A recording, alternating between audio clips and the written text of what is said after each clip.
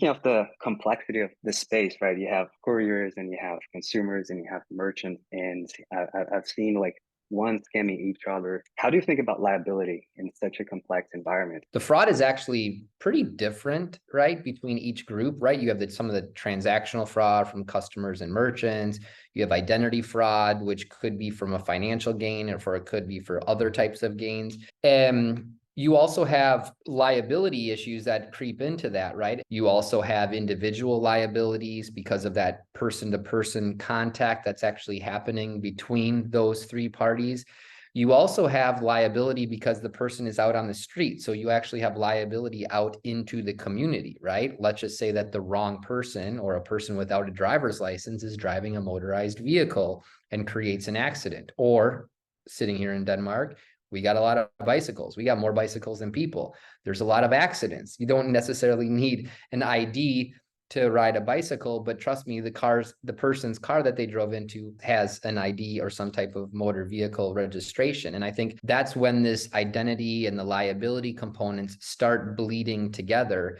And of course, we want to know who caused the incident to make sure that it gets resolved, right? On the flip side, one thing that's quite interesting is we have a payments institution in Finland, right, that is running predominantly most of or all of the European markets. So we actually have regulatory reporting because of it being a payments institution on some of these AML peaks, right? From a reporting perspective, there's definitely something that we're constantly monitoring. So that transactional piece, but you start moving into other use cases, which gets more unique outside the platform. Where it actually gets quite interesting is then when you start looking at the different countries that we're in, right? So we're in 25 countries specifically for Wolt, and the behaviors of those three parties are very different, right? Working and living in Europe and in North America and South America, just culturally, things are different. The way that they actually look at liability or the way that they actually use insurances as some form of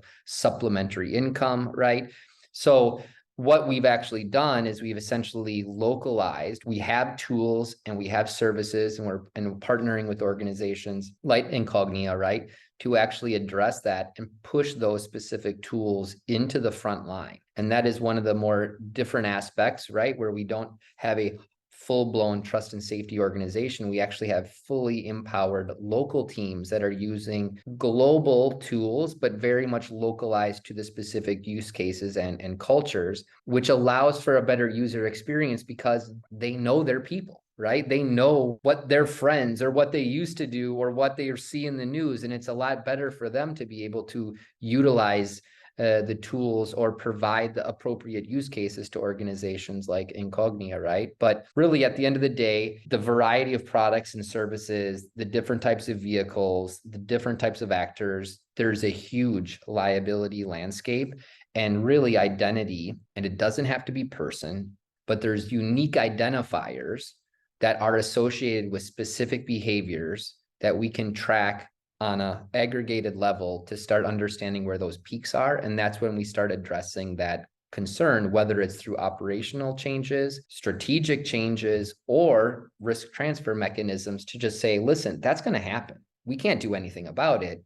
So let's take some of it on ourselves, but make sure that actually someone else is helping us with that from an insurance perspective, right?